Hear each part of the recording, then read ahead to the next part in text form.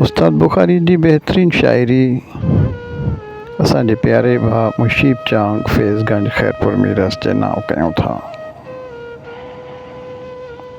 उस्ताद चए थो, मूंखे दुनिया में दर्दनि जा देरा मिलिया, मूंखे दुनिया में दर्दनि जा देरा मिलिया, मूंखे माण्हू बि मन जा मेरा मिलिया। मौत जो ॾुख नाहे पर अफ़सोस बुखारी, कातिलनि सां गॾु यारनि जा बि पेरा मिलिया।